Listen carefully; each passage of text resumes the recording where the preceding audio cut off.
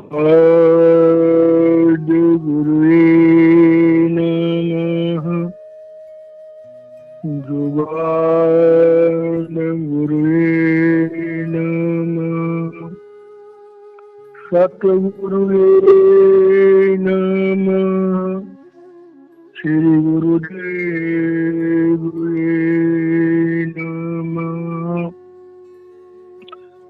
परम पिता परमेश्वर और गुरु साहिबान के रहमो करम से हम सब भाई बहन स्पिरिचुअल टॉक चैनल पर सत्संगों का आनंद ले रहे हैं। ये सत्संग श्री गुरु ग्रंथ साहिब के अंतर्गत सुखमनी साहिब के पदों के माध्यम से किए जा रहे हैं। आज हम 15 नंबर श्लोक का चौथा पद लेंगे। पहले उसका उच्चारण करेंगे और उसके बाद उसके आंतरिक भाव को समझने का प्रयास करेंगे।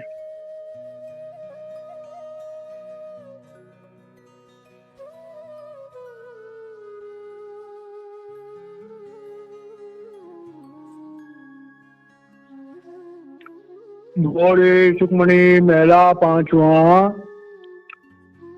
सर्व कला वर पूर्व प्रभ बिरता जानन हार।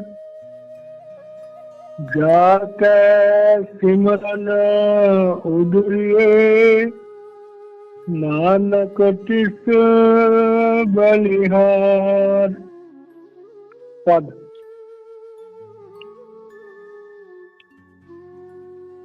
मन मूरख काहे बिललाइए। पूरब लिखे का लिखिया पाइए। दुख सुख प्रभ देवनहार। अवर त्याग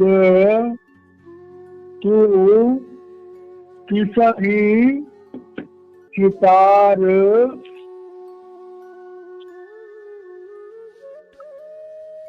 जो कछु करे सोई सुख मान। भूला काहे फिरहि अजान। कवन वस्तु आई तेरे संग। लपट रहियो रस लोभी पतंग। राम नाम जप हृदय माही।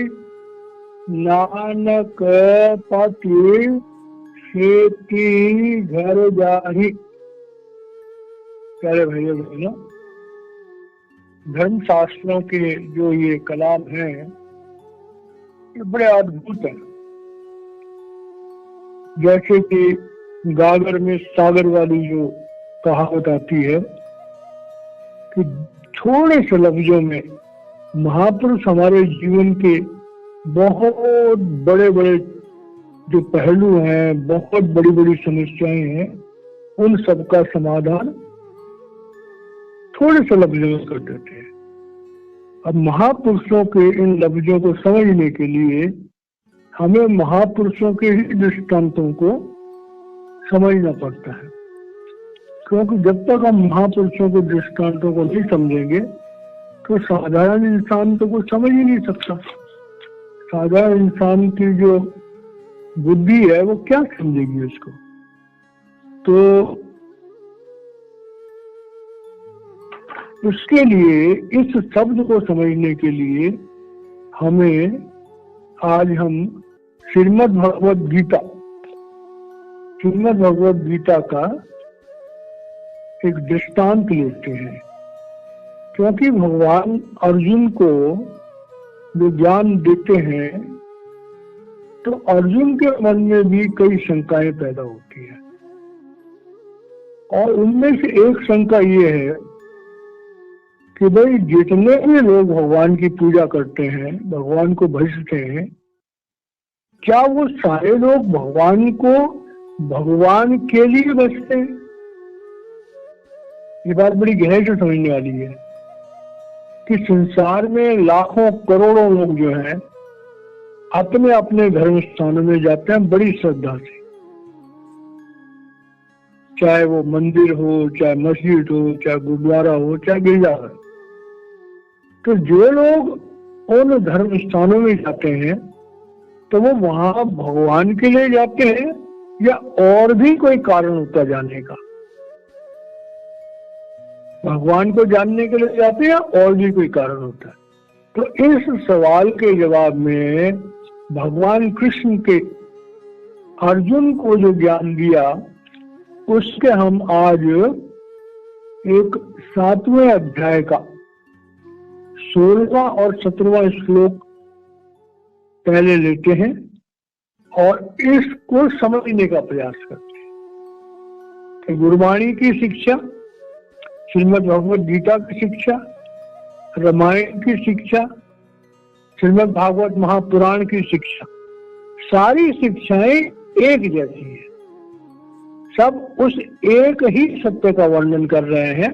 तो इस बात को जरा हम समझते हैं कि भगवद गीता का 7वें अध्याय का ये 16वां श्लोक है।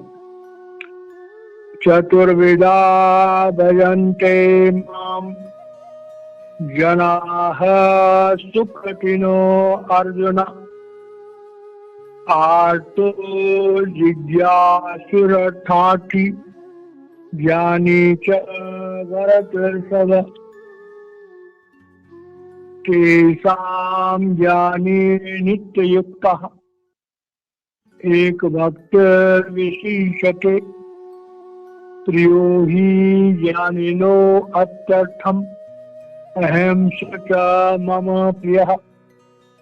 अब भगवान इसमें कह रहे हैं, पहले श्लोक में कह रहे हैं कि चतुर्विधा भजन्ते माम जनाः सुकृतो अर्जुन, कि ए अर्जुन, लोग जो है जब उनके दिल में अच्छे कर्म करने की भावना होती है, जब किसी इंसान के अंदर सतोगुण बढ़ जाता है तो वो क्या करता है? तो भगवान की पूजा की तरफ चलता है। अब भगवान की पूजा की तरफ चलता है तो भगवान कह रहे हैं कि साधारण इंसान जो है उसके 4 प्रयोजन होते हैं भगवान को याद करने के लिए। कोई भी इंसान, साधारण इंसान जो भगवान को याद करता है तो उसके मन में 4 अवस्थाएं होती हैं। अब अवस्थाएं कौन कौन सी है? पहली है आर्त। अब आर्त कहते हैं दुख को, दुखी। तो दुखी कौन होता है?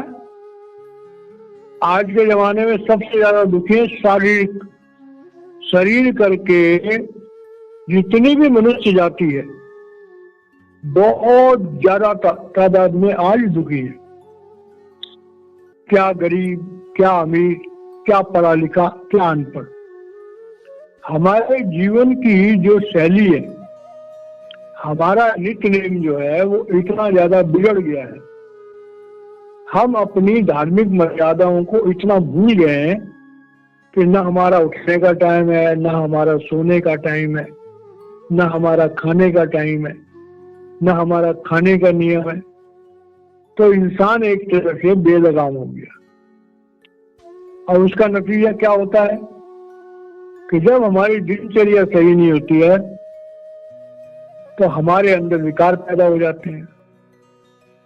सबसे पहली कंडीशन होती है हमारी पाचन शक्ति बिगड़ जाती है। अब जब पाचन शक्ति बिगड़ जाती है तो पेट से हजारों रोग पैदा हो जाते हैं। आज जिस मर्जी घर में चले जाओ, कोई ना कोई बीमारी हर इंसान को लगी होगी, चाहे उसको हाई बीपी की बीमारी हो, चाहे उसको शुगर की बीमारी हो, चाहे उसको थायराइड की बीमारी हो, चाहे उसको सर्वाइकल की बीमारी हो, चाहे उसको कॉन्स्टिपेशन की बीमारी हो, चाहे उसको किडनी प्रॉब्लम हो, चाहे उसको प्रोस्टेट हो, और चाहे इसको ज्वाइंट पेन हो, कोई ना कोई बीमारी आज की डेट में साधारण मनुष्यों को आपको देखने की मिलेगी। छोटे छोटे बच्चे होते हैं, उनको भी चश्मे लगे होते हैं और वो भी दवाइयां खा रहे होते हैं। तो आज का वातावरण इतना बिगड़ गया है कि शारीरिक बीमारियां बहुत ज्यादा परसेंटेज लोगों को है, उसमें बच्चे, बालक, जवान, बूढ़े। और उसका एक कारण ये भी है कि समृद्धता बढ़ती जा रही है। शहरों में लोग खाना तो खाते हैं बहुत पौष्टिक और एक्सरसाइज करते ही नहीं, इसलिए बच्चों को देखो, इतने खाते पीते घरों के बच्चे हैं तो वो गोलगप्पे की तरह, गुब्बारे की तरह फूले होते हैं और धीरे धीरे करके उनको बीमारियां लग जाती हैं। तो भगवान कृष्ण कह रहे हैं कि एक बीमारी तो शारीरिक है, अब दूसरी बीमारी है मानसिक। अब मानसिक बीमारी क्या है कि हर इंसान बेचैन है, क्योंकि समाज में जो प्यार मोहब्बत था, जो रिश्तों की मर्यादा थी, धीरे धीरे खत्म होती जा रही है। अब रिश्तों में वो प्रेम नहीं, घरों में वो समन्वय नहीं, तो हम जो है हर जगह दुखी हैं। माँ बाप बच्चों से दुखी हैं, पति पत्नी आपस में दुखी हैं, भाई भाई आपस में दुखी हैं, अड़ोसी पड़ोसी आपस में दुखी हैं, ऑफिस में जाओ तो जेलसी, द्वेष और कपट से दुखी हैं। तो हमारे जीवन में शरीर करके अनेकों दुख हैं और रिलेशनशिप में अनेकों दुख हैं। कोई बिरला परिवार होगा जहां पर न किसी को शारीरिक दुख होगा और न रिलेशनशिप का दुख होगा, बिरला परिवार। तो भगवान कह रहे हैं कि अर्जुन, लोग शरीर के दुखों से दुखी होकर के या रिलेशनशिप के दुखों से दुखी होकर के प्रभु की तरफ दौड़ते हैं, तो भी दुनिया का कोई इंसान उनके मन को शांति तो दे नहीं सकता। तो भगवान का सहारा होता है। लोग कहते हैं चलो थोड़ी देर गुरुद्वारे चलते हैं, बैठ के वहां कीर्तन सुनेंगे, मन शांत हो जाएगा। कोई मंदिर में जाता है, घंटियों की आवाज सुनता है, पंडित जी के मंत्रों की आवाज सुनता, मन शांत हो जाता है। गिरजाघर में जाते हैं, प्रेयर करते हैं, मन शांत हो जाता है। मस्जिद में जाते हैं, नमाज अदा करते हैं, मन शांत हो जाता है। तो भक्ति के रास्ते पर चलने वाले सबसे बड़ी तादाद में दुखी लोग हैं, चाहे तन करके दुखी हो चाहे मन करके दुखी। और दूसरी जो कैटेगरी आती है वो आती है जिज्ञासुओं की। अब जिज्ञासुओं की क्या है कि भाई जीवन में थोड़ा सुख शांति मिल गई तो चलो परमात्मा को धन्यवाद करके आते हैं। तो कुछ लोग तो परमात्मा को धन्यवाद करने के लिए जाते हैं और कुछ लोग सोचते हैं जाएंगे तो परमात्मा की कृपा से हमारा कोई भला हो जाएगा, कोई रिजक बढ़ जाएगा, जिनकी औलाद नहीं है औलाद हो जाएगी। तो कोई ना कोई सांसारिक चीजों के लिए इस जिज्ञासा से कि हमारा कुछ भला हो जाए और थोड़ा बहुत प्रभु के प्रति श्रद्धा बढ़ जाए, तो अपनी भक्ति की श्रद्धा को बढ़ाने के लिए और अपने जीवन की साधारण अवस्थाओं को सुचारू रूप से चलने देने के लिए भी काफी लोग मंदिर मस्जिद गुरुद्वारे में जाते हैं। और तीसरी कैटेगरी के लोग होते हैं कि जो अर्थार्थी होते हैं, जिनको खाने पीने की बड़ी दिक्कत होती है। तो जिनको खाने पीने की दिक्कत होती है तो वो सोचते हैं कि वो मंदिर मस्जिद गुरुद्वारे में जाओ, परमात्मा से प्रार्थना करो, हमारा रिजक बढ़ जाएगा। और दूसरा क्या है कि जब भी हम किसी गुरुद्वारे में जाते हैं, मंदिर मस्जिद में जाते हैं, तो वहां पर लंगर भी चलते हैं, फ्री लंगर चलते हैं। कई बार आश्रमों से, गुरुद्वारों से लोगों की सेवा भी होती है, लोगों को फ्री कपड़े बांटे जाते हैं और भी कई परोपकार के साधन किए जाते हैं। और भगवान से प्रार्थना करते हैं कि हे प्रभु मेरी आर्थिक स्थिति को ठीक कर दो। तीसरी कैटेगरी के लोग। और चौथी कैटेगरी के लोग होते हैं जो सोचते हैं मनुष्य जीवन मिला तो सत्संग सुनते हैं, सत्संग सुन करके इनको कहा समझ में आती है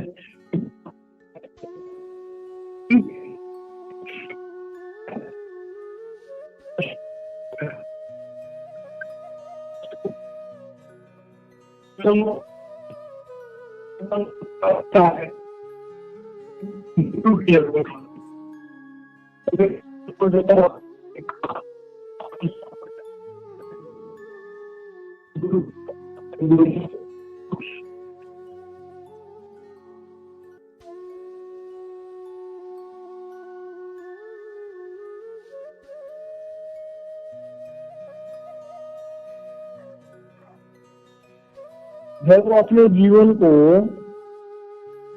सुधारने की कोशिश करते हैं तब उनके ऊपर परमात्मा की कृपा होती है, और जब परमात्मा की कृपा होती है तो भगवान कह रहे हैं कि प्रियो ही ज्ञानी नो अत्यर्थम अहम स मम प्रिय। और तो कह रहे हैं, भगवान कह रहे हैं कि जब इस तरह के भक्तों का नित्यनेम बन जाता है, वो रोज मेरे को याद करते हैं, पूजा करते हैं, अपने जीवन को नित्यनेम करते हैं, सुबह उठ करके नाम जपते हैं, तो कह रहे हैं धीरे धीरे उनका और मेरा प्रेम होता चल जाता है।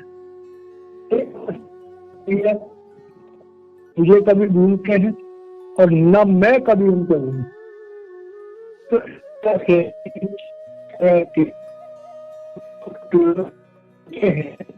इसका जिक्र भगवान कृष्ण जो है वो 7वें अध्याय के 16वें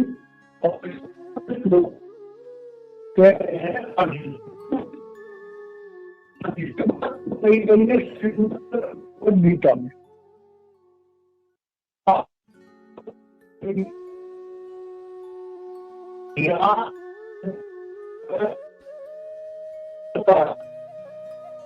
सुकृत चारे हों अनद उदारा और ज्ञानी प्रभु ही विशेष प्यार। यही बात रामायण में भी आ रही है कि परमात्मा को याद करने वाले 4 तरह के लोग होते हैं, आर्त, जिज्ञासु, अर्थार्थी और ज्ञानी। और जो ज्ञानी है, जो परमात्मा प्राप्त हैं, वो प्रभु को बहुत प्यारे हैं। रामायण में राम जी का जिक्र आया है, और इसी बात को श्रीमद् भागवत महापुराण में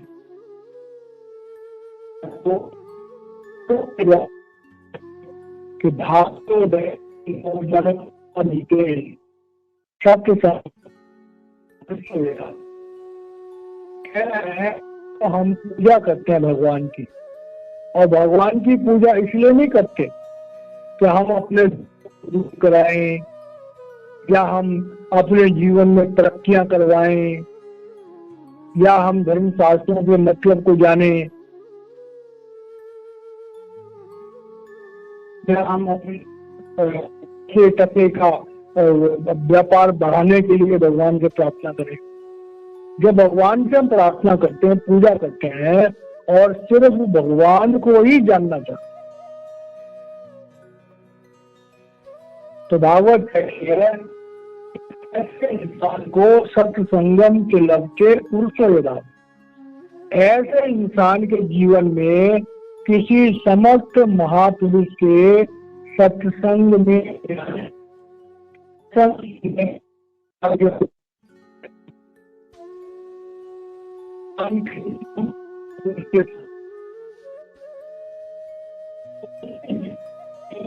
उस सत्य से जुड़ने का मौका उसको मिलता है, और जब वो सत्य से जुड़ने का मौका मिल जाए तब वो जान जाता है कि भक्ति का मर्म क्या है। क्योंकि भक्ति के मर्म को समझने के लिए हमें कर्मों के विधान को भी जानना बहुत जरूरी है। तो इस शब्द में जो शब्द अभी हम ले रहे हैं, इसमें श्री गुरु अर्जुन देव जी महाराज हमें भक्ति और कर्मों के विधान इसके रहस्य को समझा रहे हैं कि अगर हम भक्ति करते हैं, अगर हम धर्म स्थानों में जाते हैं, तो वहां जाकर के हमारा क्या भाव होना चाहिए, हमारे कैसे विचार होने चाहिए, हमारी प्रार्थना का क्या रूप होना चाहिए। क्योंकि अगर हमने धर्म स्थानों में जाकर के और दुनिया की चीजें मांगी तो वो चीजें तो यहीं रह जाएंगी। हमें धर्म स्थानों में जाकर के वो वास्तविक चीज मांगनी चाहिए जिसके लिए धर्म स्थानों की स्थापना होगी, और वो चीज है आत्मज्ञान।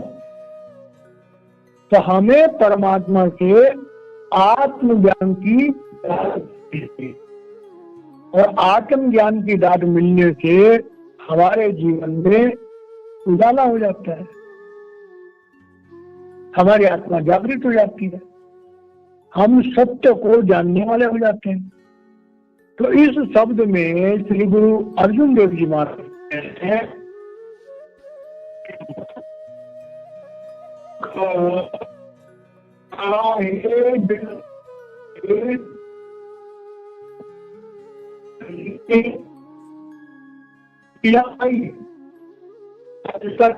मतलब क्या होगा कि ऐ मेरे मन तू दुखी क्यों हो रहा है, तेरे जीवन में जो हो रहा है ये तेरे पूर्व जन्म के कर्मों का फल है। ये हो गई साधारण बात। अब इस थ्योरी को कि जब हम एक जीव आत्मा को मनुष्य का जोड़ा मिलता है,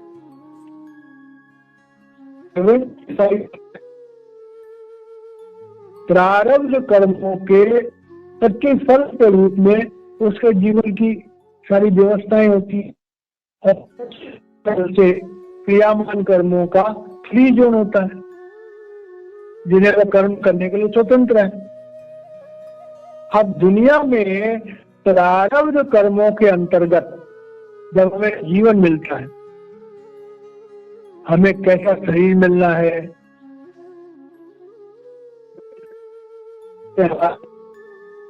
कैसे हमारे माता पिता होने, कैसे हमारे पति पत्नी होने, भाई बहन होने, बाल बच्चे होने, मित्र और शत्रु होने, अड़ोसी पड़ोसी होने, कहाँ हम नौकरी करेंगे, क्या व्यापार करेंगे, कब हमारी लाभ होगी, कब हानि होगी, कब हमें इज्जत मिलेगी, कब बेइज्जती होगी, कब हमारा एक्सीडेंट होगा, कब हमें कहीं पर प्रमोशन मिलेगी, सब पहले से लिखा हुआ है। अब इसमें सवाल पैदा होता है कि अगर ये बात हमारी समझ में आ जाए तो क्या हम हाथ पे हाथ धर के बैठ जाए कि सब कुछ तो अपने आप हो रहा है? नहीं, प्रकृति के नियमों के मुताबिक प्रारब्ध कर्म हमें कर्म करने के लिए अपने आप प्रेरित करते हैं। हम अगर चाहें भी तो हाथ पर हाथ रख करके नहीं बैठ सकते। कर्म हमें प्रेरित करेंगे और हम कर्म स्थल पर अपने 25% जो हमारे क्रियामान कर्म होते हैं वो जो हमें जीवन के लिए सुविधाएं एकत्रित करनी पड़ती है छोटी छोटी,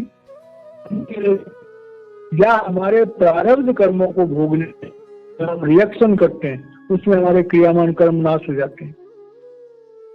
तो यहाँ पर श्री गुरु अर्जुन देव जी महाराज कह रहे हैं कि भाई हमारा जो है, हमारे संचित कर्मों में से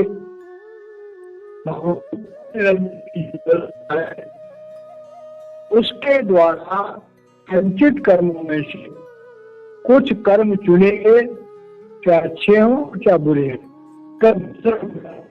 हमारे जीवन में आएंगे। हमें एक मनुष्य शरीर दिया गया हमारी आत्मा को, और वो शरीर किसी मादा के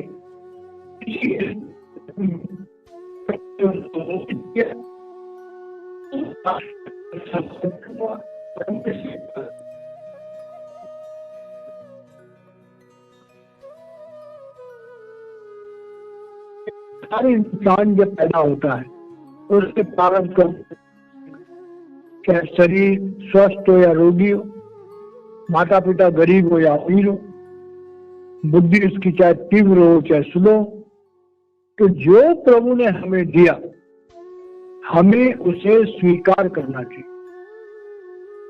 और इसका आंतरिक भाव क्या है? हमारे जीवन में संतोष होना चाहिए। जो प्रभु ने हमें दिया सोच समझ के दिया। प्रभु कोई नादान बच्चा नहीं है कि गलतियां करेगा, लेकिन जब हम अपने जीवन में देखते हैं तो हर इंसान अपने जीवन का ऑडिट करता है। बचपन से ही देख लो, बच्चे होते हैं, एक कहता है मैं ये खिलौना लूंगा, दूसरा कहता है ये नहीं मैं ये लूंगा, तीसरा कहता है मैं ये लूंगा। छोटे बच्चों से ही देख लो कि जो उन्हें प्राप्त होता है अक्सर उनको सेटिस्फेक्शन नहीं होती है, और उसका कारण है कि जो घर के बड़े बूढ़े होते हैं उनमें भी सेटिस्फेक्शन नहीं है। तो बच्चे बचपन से जो देखते हैं कि जब बड़ों में सेटिस्फेक्शन नहीं है तो बच्चों में कहां से आएगी। तो इस संसार में एक बहुत बड़ी बीमारी जिसके कारण से पूरी दुनिया परेशान है, वो है कि जो प्रभु ने हमें दिया उसमें हमारी तसल्ली नहीं है, सेटिस्फेक्शन नहीं है, और जो हम चाहते हैं वो हमें आसानी से मिलता नहीं है। तो इंसानों की हालत देख करके गुरु साहिबान बहुत अच्छे ऑब्जर्वर होते हैं। संगत में जो लोग आते हैं उनकी अवस्थाओं को, उनकी मानसिक अवस्थाओं को चेक करते रहते हैं। तो गुरु साहिबान देखते हैं कि लोग अपने जीवन से असंतुष्ट हैं, और जब असंतुष्ट हैं तो गुरु साहिबान से भी मांगते रहते हैं। किसी की शादी नहीं हुई, मेरी शादी हो जाए, किसी के बच्चे नहीं हुए, मेरे बच्चे हो जाए। तो प्रभु के विधान को समझे बिना वो दुनिया की चीजें मांगते रहते हैं, रोना पिटना करते रहते हैं। तो उनके रोने पिटने को देख करके गुरु साहिबान समस्त मनुष्य जाति को एक संदेश दे रहे हैं कि भाई प्रभु का जो विधान है, प्रारब्ध कर्मों के द्वारा जीव आत्मा के लिए जो जीवन बनाया गया है, अगर हम गहराई से देखें और अगर हम अपने जीवन के प्रारब्ध कर्मों को राजी खुशी भोग लें तो हमारी यात्रा प्रभु की तरफ आगे बढ़ती चली जाएगी। क्योंकि प्रभु ने हमारे जीवन में उतना ही दिया जितना हमारे लिए उपयुक्त था। अगर कष्ट दिए तो वो भी मुबारक हैं कि उनके द्वारा हमारी आध्यात्मिक जागृति हुई। तो इन चीजों को समझना एक साधारण इंसान के लिए बड़ा मुश्किल है। एक आत्मज्ञानी हर चीज को बड़ी गहराई से देखता है और सोचता है। तो गुरु साहिबान का ये मैसेज है कि उसके लिए क्या है, हमने समझाया किसको? अपने मन को। अब मन को आदमी तब समझाएगा जब उसकी आत्मा जागृत होगी। आत्मा जागृत तब होगी जब उसके जीवन में गुरु होगा, और यहाँ पर श्री गुरु अर्जुन देव जी महाराज जी गुरु है। तो इसका आंतरिक भाव क्या हो गया? जीवन में एक समर्थ सद्गुरु होना चाहिए। जब तक समर्थ सद्गुरु नहीं है, सद्गुरु की शिक्षाओं को हमें पढ़ना चाहिए। जैसे सिख भाई हैं, उनके पास श्री गुरु ग्रंथ साहिब, श्री गुरु ग्रंथ साहिब में गुरु साहिबान की वाणियां, वाणियों में उनके निर्देश है। तो जब तक अगर हमारे जीवन में गुरु नहीं है तो जो हमारे गुरु साहिबान की शिक्षा हमारे धर्म शास्त्रों में लिखी है उसके मुताबिक हम अपना जीवन बनाने की कोशिश करें। तो यहाँ पर कह रहे हैं कि भाई अपने मन को समझाओ कि ऐ मूर्ख, हम मन को मूर्ख का है। इसको हम फिर पढ़ते हैं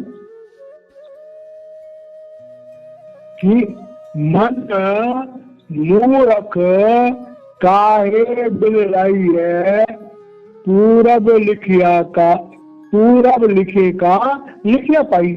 ऐ मेरे मन तू क्यों रो रहा है? अगर जीवन में कुछ कमियां हैं, कुछ अच्छाइयां हैं, तो ये हमारे प्रारब्ध कर्मों के प्रतिफल के रूप में उस परम पिता परमेश्वर ने जो उचित समझा वो हमारे जीवन में दिया। और जो प्रभु ने दिया वो गलत तो हो ही नहीं सकता है। दुख सुख प्रभु देवन हार आवर त्याग तू किसी चिता। अब गुरु अर्जुन देव जी महाराज कह रहे हैं कि तुम जीवन में जिनको दुख कह रहे हो और सुख कह रहे हो, उनके पीछे प्रभु का बहुत बड़ा विधान है। तो कह रहे हैं कि जिंदगी के लिए दुखों और सुखों की चिंता मत करो, तुम तो उस परमात्मा को याद करो जिस परमात्मा की कृपा से हमें ये मनुष्य शरीर मिला। अगर वो प्रभु हमें ये मनुष्य का चोला न देता और इसके बदले हमें कोई पशु का चोला दे देता, कोई कीड़े मकोड़े का चोला दे देता, कोई पेड़ पौधों का चोला दे देता, तो हम क्या कर सकते थे? दूसरा इसका मतलब क्या हुआ? पहला मतलब हुआ हमारे जीवन में एक समर्थ शरीर होना चाहिए। दूसरा मतलब हुआ जो प्रभु ने हमें दिया उसके लिए हमारे जीवन में संतोष होना चाहिए। और तीसरा यह है कि हमें प्रभु को जानने की कोशिश करनी चाहिए। और प्रभु को जानने की कोशिश जो है हमारे धर्मशास्त्रों में उसका बहुत गहराई से वर्णन दिया गया है। जो कछु करे कोई सुख मान भूला काहे फिर ही अज्ञान। अब जो प्रभु ने किया, जो संसार हमें मिला, जो शरीर हमें मिला, जो वातावरण हमें मिला, वो हमारे लिए भला था। हमारी आत्मा की तरक्की के लिए, हमारी प्रभु तक पहुंचने की यात्रा के लिए जो भला था, जो हमारे हित में था, वही प्रभु ने हमें दिया। अब यह हमारी बुद्धि है जो बहुत संकुचित है और हम ये सोचते हैं कि शायद प्रभु को ऐसा करना चाहिए था, प्रभु को वैसा करना चाहिए था, लेकिन वो गलत है। हमारी आत्म जागृति के लिए जो जो वातावरण हमारे लिए भला था वो प्रभु ने हमें दिया। तो जो प्रभु ने हमें दिया उसी को भगवान, उसे अपने हित में समझो। और जब तुम ऐसा हुए क्या काहे फिरे अजान। अब भूला काहे फिरे अजान का मतलब है मूर्ख इंसान, तो एक तो उस परमात्मा को भूल गया, तो इस बात को भूल गया कि तू शरीर नहीं, तू मन नहीं, तू इंद्रिय नहीं, तू तो एक आत्मा है और आत्मा परमात्मा का अंश है। तो ये बात जो है गुरु साहिबान आत्मा को डायरेक्ट करते हुए, या महापुरुष हम लोगों से बात करते हैं तो उनके अंदर से जो दिव्य शक्तियां होती हैं वो हमारी आत्मा को जागृत करती है। और फिर हमारे अंतर में एक भाव पैदा होता है कि क्या हम शरीर हैं, क्या हम मन है, क्या हम इंद्रियां हैं? तो आवाज आती है नहीं, हम आत्मा है। जो आत्मा है तो हम परमात्मा का अंश है। तो ये बात जो है हमारे अंदर में जब ये उत्पन्न होती है तब हमारे जीवन में थोड़ा फर्क आता है। अब जब ये बात हमारी समझ में आती है तो कौन वस्तु आई तेरे संग लपट रहियो रस लोभी पतंग। अब वो साधन कह रहे हैं कि भाई जब तुम माता के गर्भ से तेरा जन्म हुआ तो ये शरीर आया, ये शरीर माता के द्वारा दिया हुआ एक तोहफा है हमारे लिए। लेकिन इस शरीर के साथ, इस शरीर में जो आया तो इसके कपड़े भी नहीं थे। कपड़े भी दुनिया में आकर के पहनाए जाते हैं, शरीर तो नग्न अवस्था में पैदा होता है। तो कह रहे हैं कि इस संसार के लोभ में फंस करके और तू इस संसार के लोभ में डूबा पड़ा है। ये ज्ञान जो है जब हम सत्संगों में जाते हैं तभी हमें पता लगता है कि मनुष्य शरीर हमें चंद दिनों के लिए मिला। हमारे जीवन में हमें क्या करना है प्रभु ने पहले से निश्चित किया हो। मनुष्य जन्म पाकर के एकमात्र काम करना होता है अपने आप को भाई परापत मानो को दिवरिया गोविंद मिलन की तेरी वरिया और काल तेरे किटेल काम मिल साध संगति बड़ी केवल नाम। तो ये बात हमें महापुरुषों के नजदीक जाके पता लगती है कि हमारे जीवन के बहुत सारे काम या यूं कहो कि करीब करीब सारे ही काम प्रभु ने पहले से निश्चित किए हुए। हमें तो निमित्त मात्र होकर के और अपने जीवन को जीना चाहिए। करने कराने वाला तो परमात्मा है। तो कहना जब करने कराने वाला परमात्मा है तो फिर चिंता की क्या बात है, चिंता करने की क्या जरूरत है कि जो प्रभु को ठीक लगता है जो कुछ करे सोई सुख मान भूला काए फिरे अजान कवन वस्तु आई तेरे संग लपट रही हो रस दो भी पता। अब कह रहे हैं कि भाई ये शरीर भी जो माता के घर से लेके आया तू माता के गर्भ से, तो उसके बारे में आता है कि आवत संग न जाए संगोती कहा भय जड़ बांधे हाथी कहे कभी अंत की बारी हाथ जाड़ जो चला जुआ। जो शरीर हम माँ के गर्भ से लेकर के पृथ्वी पर उतरते हैं जब मौत आती तो ये शरीर भी यही रह जाता है। तो जब शरीर ही यही रह जाता है तो भाई हमारे पास जितनी संपत्ति हो हमारे पास जितना लश्कर हो करोड़ों रुपया हो हाथी घोड़े हो क्या करेंगे उसको? क्या वो हमारे साथ जाएंगे? नहीं जाएगा, कुछ भी हमारे साथ नहीं है। हमारे साथ जाएगा हमारे कर्मों का विधान और हमारा जपा हुआ नाम। राम नाम जप हृदय माही नानक पथ सेती घर जाए। अब श्री गोविंद जी महाराज कह रहे हैं कि ए जीवात्मा ए परमार्थियों ए मनुष्य जीवन का एकमात्र उद्देश्य है कि मनुष्य जीवन प्राप्त करके हमें अपनी आत्मा की जागृति करानी चाहिए और काल के जाल से मुक्त होकर के मोक्ष प्राप्त करके वापस निर्गल सत्संग जाना चाहिए। मनुष्य जीवन का एकमात्र उद्देश्य है। लेकिन जो नेगेटिव पावर है जो काल निरंजन भगवान है उन्होंने ऐसा जाल रचा हुआ है कि जीव आत्मा मनुष्य शरीर प्राप्त करके भी मोक्ष प्राप्त न करे।